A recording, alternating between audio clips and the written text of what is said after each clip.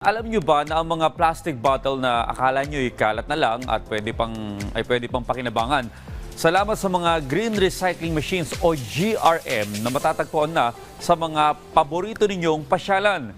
Kung paano gawing rewards ang inyong mga basura, panoorin po natin ito.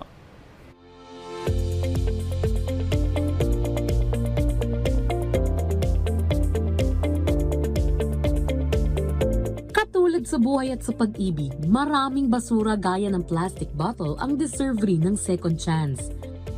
Good news dahil ngayon mas madali na ang mag-recycle sa pamamagitan ng pinalawak na paggamit ng Green Recycling Machines o GRM na available sa public spaces tulad ng malls.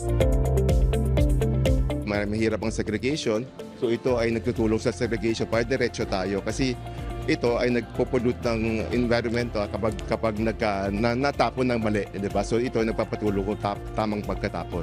Ang mga makabagong makina na ito ay tumatanggap ng PET o polyethylene terephthalate plastic. Ito ang pinakakaraniwang uri ng plastic na ginagamit sa mga bote ng inumin at iba pang food and beverage containers. Ngayon, mayroon ng 10 green recycling machines na available para sa mga mall goers sa buong bansa.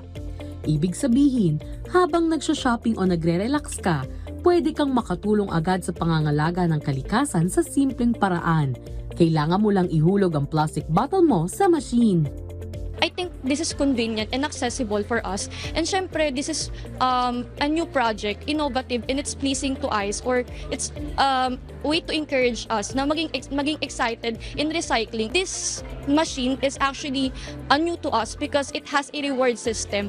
And mas maganda yung process niya kasi may mga magaganda siyang machine just like yung features niya.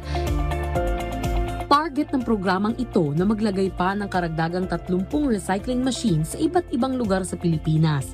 Sa ganitong paraan, mas marami pang tao ang mahihikayat na mag-recycle at maging parte ng solusyon sa waste problem. Ang second chance ay hindi lang para sa tao, kundi para rin sa mga bagay na sa paningin ng iba ay basura. Sa pamamagitan ng recycling, nabibigyan muli ng halaga ang mga patapong materyales.